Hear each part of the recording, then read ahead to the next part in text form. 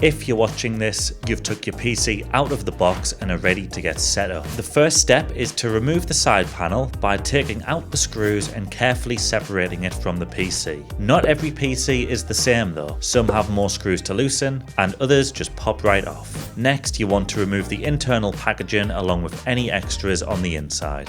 Then give your cables a wiggle to make sure they're all connected. You can do this on the CPU, the GPU, and the motherboard power. And don't worry about this guy, he's just there to beep when the PC turns on. Okay, it's time to close the PC up again. Just place the panel back on and pop the screws in. If your PC has wireless antennas, remove them from the bag and screw them firmly into the back of the PC and position them upright. If not, just insert an Ethernet cable. Connect your display into the port at the bottom. Be careful not to stick it in the wrong hole up at the top. That's for people without graphics cards. Then connect all your peripherals into the back like this, insert the power supply cable and flick the power switch to the on position. Remove the QR code sticker and go ahead and power up your machine. This might take a while as modern components need to run a lot of checks, so just be patient and don't turn it off. Now simply sign up for a Microsoft account and you're ready to game.